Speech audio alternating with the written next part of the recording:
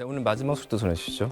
네, 뉴스닥 오늘 마지막 소식 군대 이야기입니다. 군 복무 시절 후임을 괴롭힌 해병대 예비역이 벌금형에 처해졌습니다.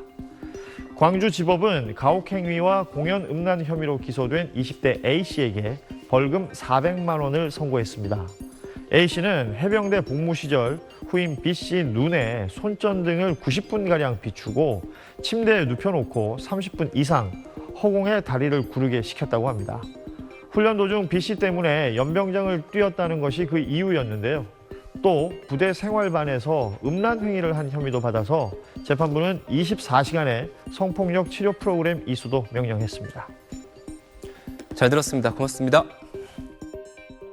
육군 수도기계화 보병사단 소속 조재윤 하사가 숨진 건 지난해 9월 가평 한 계곡에서였습니다. 선임 부사관들을 따라 물속으로 뛰어들었다가 변을 당한 겁니다. 스님들이 자주 왔었어요. 걔는 신입이라고 그러더라고. 가서 막 뛰어가라 그랬을 적에는 벌써. 사고가 발생했던 계곡입니다. 이 3m가 훌쩍 넘는 장대인데요. 직접 이렇게 물속에 넣어보면 이 계곡 바닥에 끝이 닿지 않을 정도로 이 수심이 매우 깊습니다. 유족은 청천벽력에 의구심부터 들었습니다. 수영을 전혀 못해 물가 근처도 안 가던 조하사였기 때문입니다. 호흡도 없고 맥박도 없다 물에 빠져서 뜬금없이 실내 수영장도 가본 적이 없어요. 얘가 왜 익사를 했지? 자발적으로 뛰어낼 일은 절대 없는데.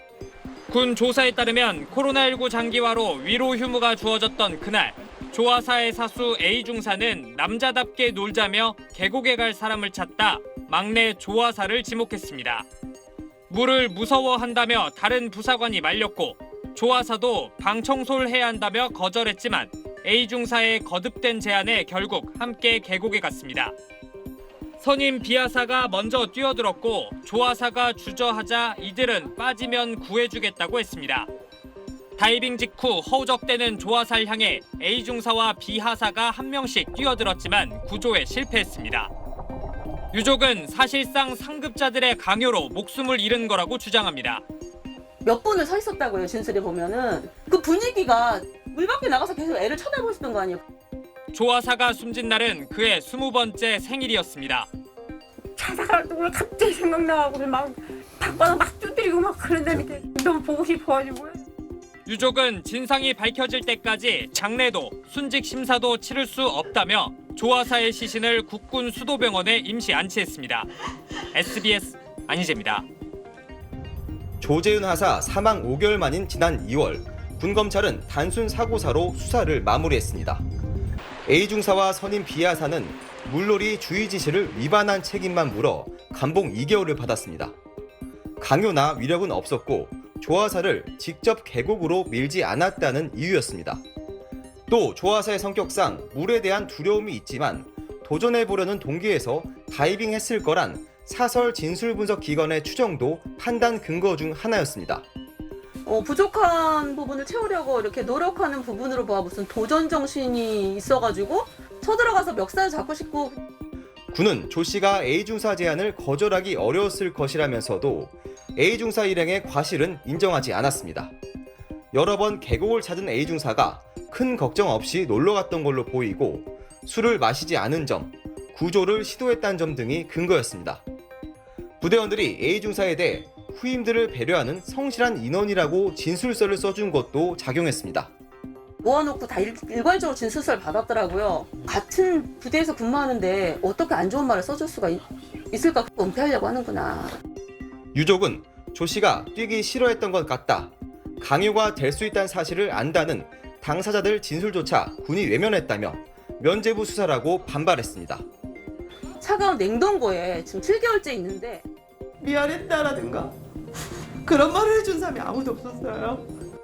SBS 취재가 시작된 뒤에야 A 중사는 유족에게 사과 메시지를 전했습니다. 육군은 부대 차원에서 유감을 표명하고 유족 지원에 최선을 다했으며 형사 절차는 공정했다고 해명했습니다. 유족은 A 중사와 부대 책임자들을 과실치사 등 혐의로 고소하고 국방부와 군 의문사 진상규명위원회에 재조사를 요청했습니다. SBS 홍영재입니다. 군법원 판결문에 나온 가혹행위 사례들입니다. 경계 근무 중 선임병이 후임병 다리에 총을 겨누며 이렇게 말합니다. 이 총기가 장전됐을까 안 됐을까? 탄창을 반쯤 끼워놓고 놀이새를 왔다 갔다 했는데 방아쇠를 당겼을 때 후임병은 죽음의 공포를 느꼈겠죠. 넌 나의 노예다. 주인님이라고 부르라고 강요하고 말을 듣지 않자 주먹으로 20대를 때린 사례도 있습니다. 커터칼을 향해 달려오도록 해 배를 찌르거나 머리에 비닐봉지를 씌워 묶는 폭행, 수시로 젖꼭지를 만지는 추행, 햄버거 사트 침대 위에 포개 눕도록 시키는 가혹행위는 여전히 존재했습니다.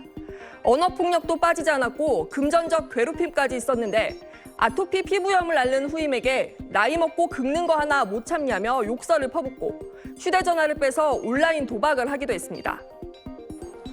전문기관이 군필자를 대상으로 조사했더니 10명 중 7명이 가혹행위를 경험했다고 답했습니다. 과거 군대에 물리적 폭행이 많았다면 최근 군에 다녀온 젊은 층들은 정신적 괴롭힘, 욕설 등을 겪었다는 응답이 많았습니다. 군 당국은 정신적인 괴롭힘을 사소한 문제로 치부하여 왔는데 인권 감수성이 훨씬 높아졌음에도 불구하고 군 당국은 단순한 폭력 사고 숫자가 줄었다고 해서 상황이 개선되었다고 오인하고 있습니다. 군 당국은 사고 통계 등을 근거로 인권 상황이 개선됐다고 말하지만 괴롭힘의 양상이 바뀌고 있는 만큼 병역 문화 관리 방안도 그에 따라 변화해야 한다는 지적이 나옵니다. SBS 이현정입니다. 상근 예비역 A병사의 악몽은 지난해 여름 시작됐습니다. 한 선임 병사가 라이터로 달군 귀이개로 A씨의 손등을 찢어 화상을 입었고 뾰족한 금속 막대로 손등을 긁어 피가 났다고 말했습니다. 웃지 않는다고 얼굴을 맞았고 살 빼려면 맞아야 한다며 복부를 수없이 폭행당했다고 피해를 호소했습니다. 연필로도 찌르고 볼펜으로도 찌르고 빵칼로도 찌르고 이유가 없으니까 제가 미쳐가요. 심심하다 저를 때리고. 선임 병사의 구타와 가혹행위는 예비군 중대 행정반에서 지난해 8월부터 8개월 동안 지속됐습니다. 강제추행이 사실 한두 번이 아니어서 그걸 당하면서 사실 진짜 죽고 싶은 마음이 너무 많이 들었고. 군 경찰이 확보한 한 달 동안의 행정반 CCTV 화면에는 수십 차례의 폭행 장면이 고스란히 담긴 것으로 알려졌습니다. 피해 병사는 장기간 계속된 폭행과 가혹행위로 정신과 치료까지 받고 있습니다. 그런 일이 있을 수 있다는 게 제가 믿겨지지도 않고 이제 우리 아들이 겪었을 고통만 생각하면. 군 경찰은 가해자를 폭행과 강제추행, 강요 등의 혐의로 구속해 군 검찰에 넘겼습니다. 여러 가지 혐의를 조사를 받는데 일부는 인정하고 일부는 인정 안 하는 부분이 있더라고요. 구타 사건이 터질 때마다 강력한 대책을 내놓고 있지만 군 부대 내 가혹행위는 여전히 계속되고 있습니다. KBC 이상환입니다.